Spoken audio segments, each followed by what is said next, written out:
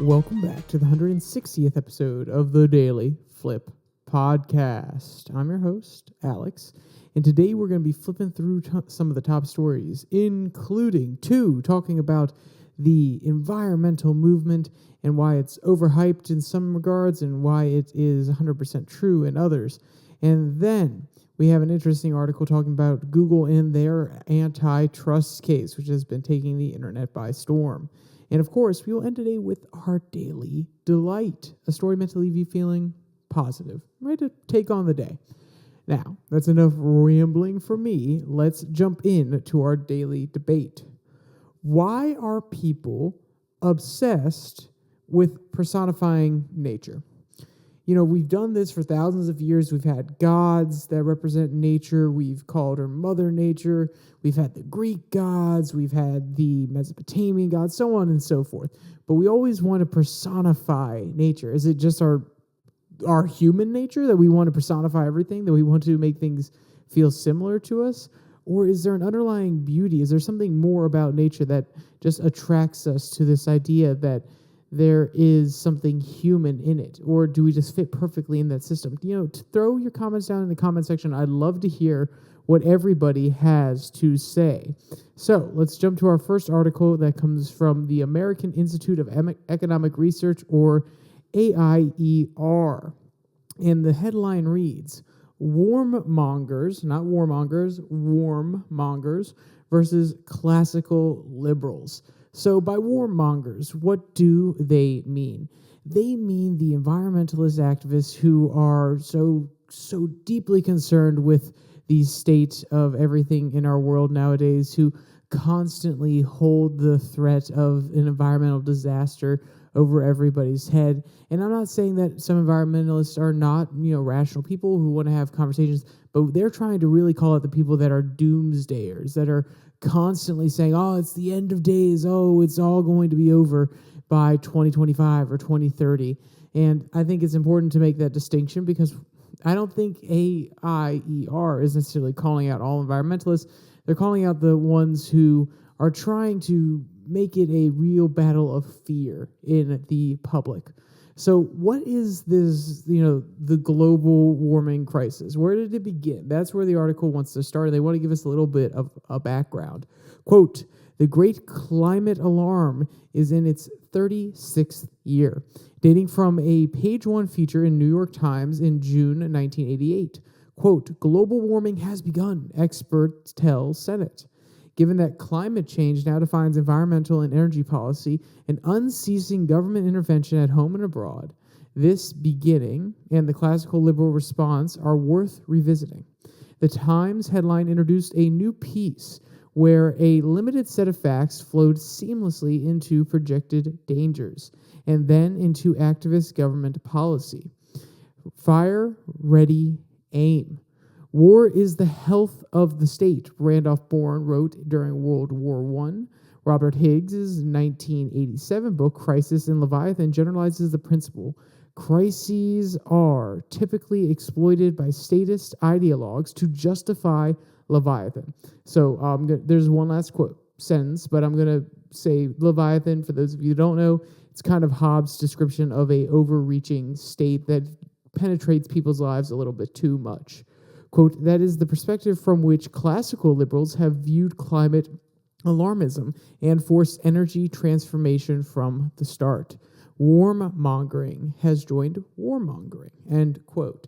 So, what are they getting at here? There's a lot of information thrown at us. This started in 1988. Lots of people have pushed back since then, and there's this idea that in order to combat a crisis, in order to combat this existential threat that we face as not just a nation, but as humanity, we have to fully involve the government. We have to make sure the government is keeping track of carbon emissions. They are constantly proposing new regulations or providing subsidies for more green technology. So the article is coming at it from the point of view that, hey, yes, environmentalism environmentalism is a worthwhile movement to pursue. But when you start using the government as a mechanism of force rather than allowing the private interests of the actors within that nation or within the world to take this head on, you're actually using that crisis mentality in order to seize more power than the government should have. And, AIER, they are a more, I wouldn't necessarily say libertarian, they are a little bit more conservative. If you want to go to their basic economic principles, it is very liberal, or in nowadays terms, libertarian or classical liberal, with a limited influence from the government. So obviously they have a vested interest, or at least this author has his opinions and is pointing this out from his side, or at least how he sees it. But I do think that there is something here, which is if people really saw it as a existential crisis, they would change their behavior. And we have seen this.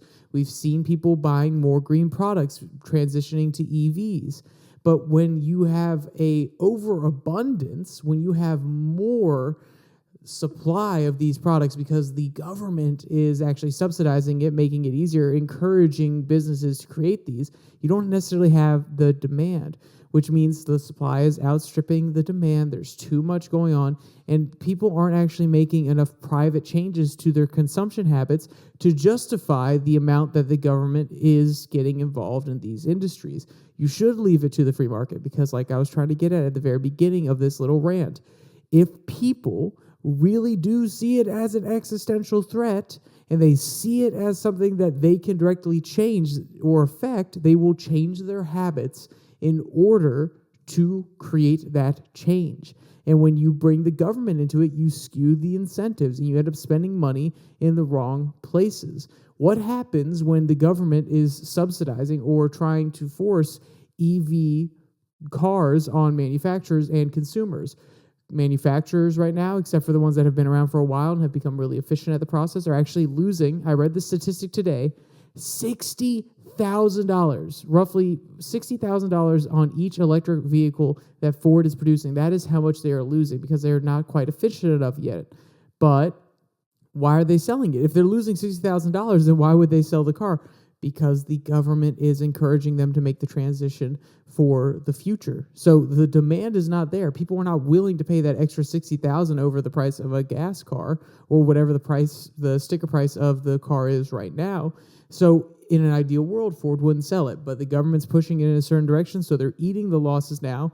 They're actually eating into the profits, and maybe if they didn't eat into the profits so much, maybe they would be able to pay the unions a little bit more money and wouldn't be so hard-strapped for cash going forward in these union debates going on. But that's a different topic, and of course there are flaws in every single argument because some people will point out that, well, sometimes the private market can't fully equate for these sort of things. It can't necessarily take in and encompass all the different information that's out there.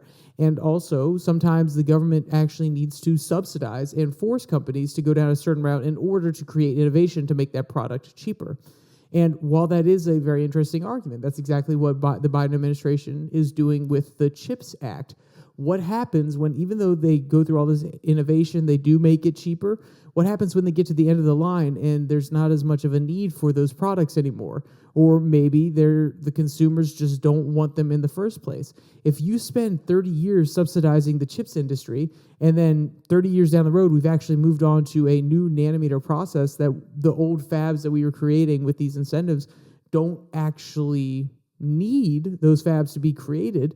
They could be 3D printed or something like that. Then we just wasted a whole bunch of economic capital, causing some inflation, reallocating jobs to the wrong place in the market. Therefore, when those jobs are no longer needed, those people are out of work and they've spent 30 years doing this one thing. They may not be able to transfer over to the other side. It's a waste of resources versus the capital markets. They'll say, okay, hey, yeah, we need these chip factories. If there's actual demand for them, then they need these certain jobs in order to create the chips. That the industry itself will create that. And then as things start to transition, maybe they can actually change how the company can expand. It can utilize its capital properly rather than having to go down the incentive path that the government proposes. And they can actually get into that new 3D printing chip technology and find a way to integrate some of their workers. So I know. That was a really long way of saying The government can't accurately predict the future. Nobody can.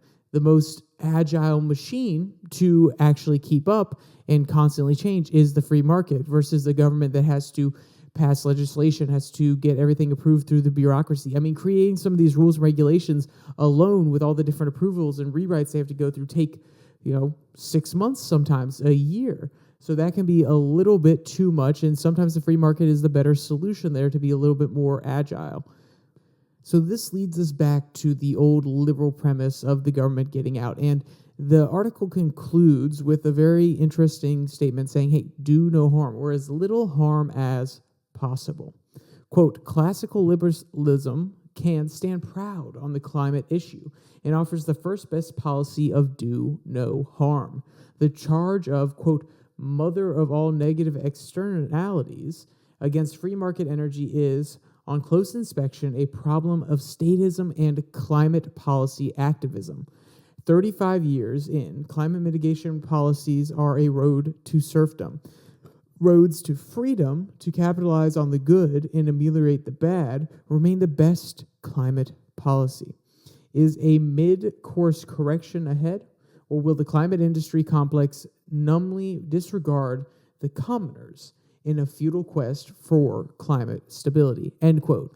And what they're speaking to here is a little bit different than the point I want to draw from it, but they're basically saying all these negative externalities that are created by the government getting involved, can they really be offset by the benefits? And we don't know that for sure. But the part where they're actually talking about the commoners here, the last line, is very important because remember, who can actually afford a lot of these more expensive EV products that don't have a competitive market yet, that are being subsidized by the government? It is the people that are a little bit more well off. And the people that are not as well off are still going to be using a car or product that's a little bit cheaper, that the materials that go into it, the fixing process, or maybe even, types of energy. It's cheaper to burn gas at this point than it is to use wind or solar or to install any of those in your houses. So this is sort of a high-minded incentive structure that is coming down from the government saying, this is where we want to go, and we don't care how costly it is. We'll try to cheapen it as much as possible, and we'll provide economic incentives for the companies, but that doesn't mean that we can provide those incentives all the way downstream. I mean, lots of states have, solar panel buy kind of licenses or tax credits and things like that. Sure, but there is an extent to which they can actually affect the price at the end consumer, or when the consumer or the customer is coming in and saying, hey, I want to buy this. There's only so much the government can do to actually affect that price. And if consumers can't get it at that low price that they need to, then they're going to resort to other things. So these right now are luxury products. The environmental idealism and the products that focus on that are luxury products. We'll see if it comes down to the masses, but right now the masses don't seem to want it or aren't thinking about it as much, because otherwise their behavior would change. If the common people, I hate saying commoners, it sounds so demeaning. If the common people were actually thinking about this and they were really, really passionate about it, companies would change their incentives so they could actually, or change their processes so that they could actually hire more people to build these products, therefore create a little bit of economics of scale, therefore make it cheaper and bring in a larger customer base. Whew, sorry, that was just a really long way of saying government, get out of the business. And that's basically what the American Institute of Economic Research is saying here. So we also have another story highlighting why this is not necessarily, it doesn't have to be a disaster, and how the Malthusian, and this is, let's be clear, they don't use the word here, but I've talked about this before, how the Malthusian idea that we will run out of resources has nagged us forever, and we've always come up with new innovations and new products that, become substitutes to the previous ones, and how we've transitioned from cobalt to lithium to we have a whole bunch of different processes. We're always innovating. Consumption is not always the same. And this one comes from FEE, and the title is New Lithium Discovery Highlights Why We Will Never Run Out of Resources. While I think this is a very bold claim, we will never run out of resources, because from all we know, even though the universe is expanding, it is finite. So that means eventually we very well could run out of resources. But they're looking a little bit more short term. They're not looking thousands upon thousands of years when we're a space civilization and we're out in different galaxies gathering resources. But the point still stands for the most part. And the reason I was going on that Malthusian trap kind of rant is because the Malthusian perspective is eventually we will run out of resources. There's a finite amount of land on this earth. Well, the way you get around that is you go to other planets. You go to outer space. You build more locations where you can farm, which was the big Malthusian problem in outer space. But also, if you're talking about copper, you go and mine asteroids and things of this nature. So that's the really simplistic view of why we don't run out of resources. But FEE does a lot, a little bit more brainy of an analysis that my small brain couldn't understand at first. But before we get into all of that, let's jump to this first paragraph that describes what the trend is and gives a little bit of historical background, just like the first paragraph in the other article did. Quote, a new discovery of lithium this week led to a flurry of headlines touting the finding as one of the biggest lithium deposits in history. The discovery comes amid fears that a shift towards electric vehicles would exhaust too much of the world's supply of lithium, an important component in batteries. Fear about the availability of lithium is the only latest doom and gloom prediction about humanity's access to resources. Throughout the 20th century, experts predicted that we would run out of food, land, and oil, among other things. Consider, for example, the history of peak oil predictions in the U.S., and they provided a very nifty chart, and I won't read everything, but at first, in 1885, they said we would run out of oil, and then 1891, then 1914, then 1939, then 1951. Wait, you thought it was over? Nope, because then it was 1972, and then it was 2007. And I'm sure there are other predictions that are out there right now saying we will hit peak oil. And there's kind of this idea, okay, yes, eventually we'll run out of resources. It keeps recurring and recurring and recurring. And yet it gets proven wrong over and over and over again. We've created new drilling techniques. We've found or done more prospecting and therefore found more oil. I wouldn't be surprised, just like we can, pressurize carbon and make diamonds nowadays, maybe there will be a way that we could actually pressurize some of the materials that would go into oil and organic material that goes into oil and create oil in the future. I'm not saying it's 100% possible. I'm not saying I know the science, but I wouldn't be surprised if that's the case, if that demand for oil is still there and we haven't fully transitioned to a green economy. And I do want to contrast from the last one when I was saying, hey, no, the green economy, it's not actually what people want right now. That's why we're not seeing innovation. I do think we're headed for a green economy. I think it will happen sooner rather than later, just because of the fact that the sun is unlimited. So if you're looking at it from a rational perspective, why would you want to risk using resources that come out of the ground versus using the sun when we could put solar panels, outside of Venus, outside of Mercury, and harness power that way? Or we could have a giant dome or circle around the sun that harnesses energy very efficiently. I'm not saying we aren't headed towards a green economy. I'm not saying it's irrational to think that we should run towards one. What I'm saying is right now the incentives aren't in place. Right now we are a society purely built, or at least mostly built on oil. A lot of the products we use are petroleum products. Almost all of the transportation methods that we use some form of natural gas, diesel, oil. So I don't think it's smart right now, and people haven't realized that there's a good reason to switch to these other products. It will happen eventually, but it should happen naturally rather than the government coming and getting involved. And the reason the government always comes and gets involved is because of studies like this. They look and they say, we're going to run out of strategic oil reserves. We're going to run out of new drilling locations. We're going to run out of domestically produced oil, and the rest of the world will too. And we don't want to be, underneath the thumbs of other countries, which is a fair national security concern. But it all relies on this basis that we can actually predict when we'll run out of something. And this is one of the things that this article really talks about, which is the forecasting problem. Quote, technical forecasts of research availability rely on two factors: the quantity of a resource available and the rate of consumption. For example, if the community only has 100 gallons of gas and they use 10 gallons per day for their cars, they will only last 10 days. In the late Julian Simon's book, The Ultimate Resource 2, he highlights that this approach is fundamentally flawed. The problem is that experts don't have access to either the physical quantity of a resource available or the future rate of consumption for resources. So it does go on to explain this a little bit more, but I do want to break it down. One, the great example is literally the new lithium deposit that we just found. We had no idea existed before. So all of the predictions that were based off of the mines and depositories that we had found before or we knew existed, now all of those go out the window because we found a new deposit. So we can not always find new deposits, but even if we don't find them here on Earth, we may find them on asteroids, so on and so forth. So it's hard to really say that we know exactly how much of a supply of lithium we'll have going forward. Also, we may start mining a little bit deeper and may find some more there. But I think the interesting one that people don't think about, because, people are fully aware we find new things. I mean, the gold rush happened multiple times in this country, and we kept on finding gold in different places when they thought it was a little bit more scarce. Same thing's been happening in Africa. So people are at least aware that we do find new deposits. We have new technologies that allow us to do it.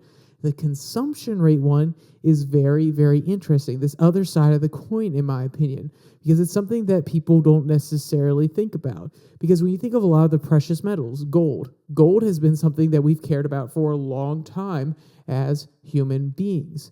Diamond, on the other hand, if you go back 500 years, diamond isn't as precious as it is today. If you go back even further, they're probably like, oh, clear rock, cool.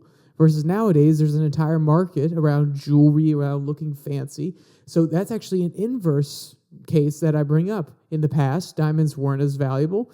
Now they're even more valuable. There's a cottage industry around them. So you can't predict the future consumption of any sort of population. Now, what about an example going the other way? Well, think about it this way. Coal. Coal is still a very valuable resource. It is something that we need to consume. But if you look solely at the United States, when was the most coal probably used? Probably during the Industrial Revolution, before we had oil, when we were powering a lot of our trains via coal. Now, coal, of course, is still how we generate a lot of electricity nowadays, so you may actually see a dip and then a return as we find more coal deposits. If you want another example of something that we used to really, really, really love, but we don't necessarily need anymore, think about horses. We didn't necessarily, at the beginning of this country, we didn't just have horses to have horses. We had horses in order to pull carriages, in order to provide transport, in order to get people around. Now, horses are not needed, or at least the consumption patterns have changed, and it's no longer about having horses so that we can move around, but rather horses so that we can show them off. They can race. It's kind of a higher, upper class kind of thing. It's not necessarily something that the most common people would have, and wasn't that case back in the day, but it's not like you see an abundance of horses pulling around carriages. No, their purpose has changed. So the consumption pattern of people in that industry that are looking for transportation, they don't look for horses anymore, they look for cars. Now, people that are into racing, they've continued, and that consumption has continued for horses, but the supply has steadily gone down. That's why horses, really valuable animals, especially if they're racing or they have good genetics, they are more expensive to buy. So all of these things, there are lots of other examples, and I'm sure you could pull better ones off the top of your head. I'm just doing this randomly, so those are the ones that came to mind. But there are probably lots of other resources that we have used over generations upon generations upon generations that used to be really, really valuable, and since there's no longer a need or a want for them, they have become a little bit more inexpensive. The consumption has changed. And one of the reasons that the consumption has changed, especially with technology, is think about it this way. We used to have a lot of chips made out of metal, and then we had a chip that is made out of silicon. So we're still making the chips, but we're using alternative materials. This is the substitute effect. And this is something else people can't account for. As we move forward, we're not just going to keep having lithium batteries in our EVs. Some people are talking about having a different metal that they could use. I believe there was like a cobalt version of the battery that Tesla was trying to create. So there will also be switches in the future. It won't solely be lithium that is needed for these giant EV projects. And as we go forward, it may not even be EV projects. We may switch completely to hydrogen cars.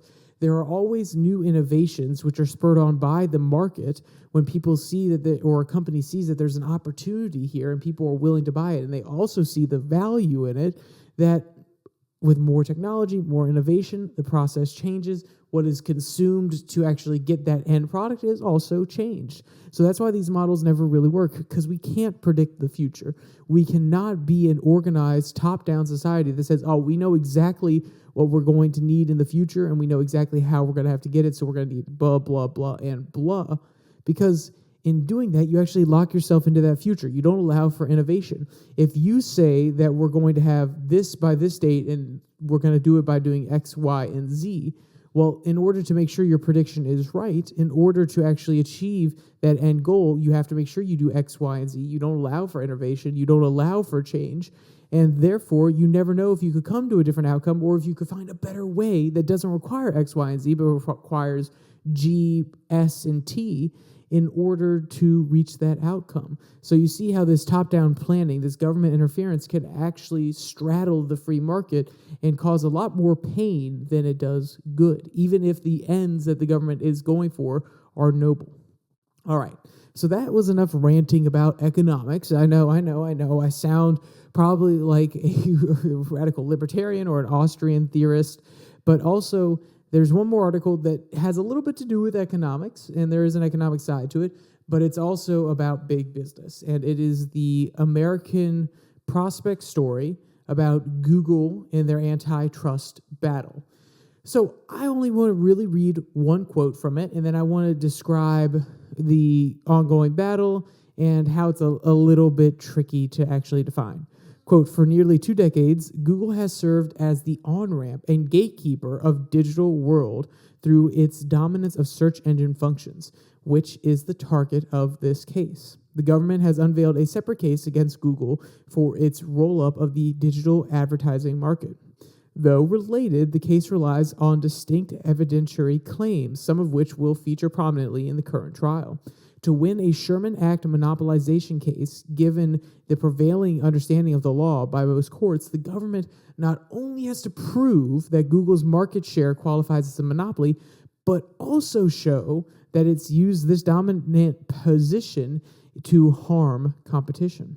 That's the task ahead for the DOJ Antitrust Division's team, led by attorney Kenneth Ditzer, who also served on the Microsoft case and the last major tech antitrust case from the 1990s.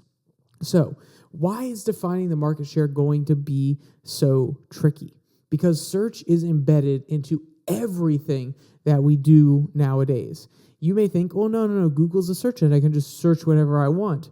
And all the products I want, if I'm trying to shop, can come up, or if I'm trying to find videos, they'll come up there. But if you think about it that way, Rumble, for the video infrastructure, Rumble, maybe Netflix could be considered. You could also talk about maybe Twitch, or even though Twitch is a little bit different, but still you could say the entertainment context sphere. And when it comes to that area of search, Google might not have a monopoly because you have other companies that are doing it. Or if you think about shopping, what about Shopify? What about Amazon? What about Etsy? What about all these online marketplaces, eBay? Well, Google may not have a monopoly in that shopping market share.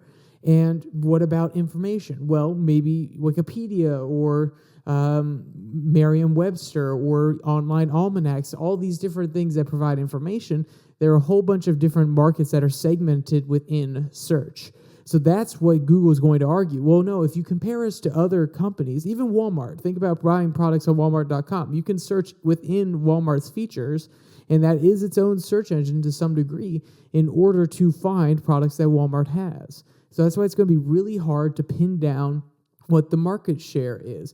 And DOJ is going to take a really broad stroke. They're going to say, no, the searching of any type of information Google has a monopoly on. They actually bring all these other search engines. They create the central hub with all these little posts of all these other websites that are using their services or using the extension of search in order to be found by customers. And Google's going to argue, no, we actually compete directly with Amazon because people just go to the Amazon app and search things there. We compete with Walmart. We compete with eBay. We compete with YouTube, even though YouTube is technically one of their own companies. But my point still stands. They compete with Rumble. So they're going to try to make it as broad as possible. We saw this back in the day when Dr. Pepper and Coke I believe it was Pepsi and Dr. Pepper tried to merge back in the day. I could be wrong. It may actually be Dr. Pepper and Coke, but when they tried to merge, they actually said, well, no. It's not just, carbonated beverages that we're going against. We're also fighting against coffee and all these other beverages. And the DOJ was like, no. While those are things that you may compete against, your main market is sodas. Other sodas are your competitors. And Google's going to say, no, all these other companies, they are our competitors. But then when you really funnel it down, DOJ is going to say, what? You got DuckDuckGo, you got Google, you got maybe Edge or Bing or maybe Brave. And even of all those different search engines, Google has like 90% of market share. So it's going to be a really tricky one. So we'll see how everything plays out.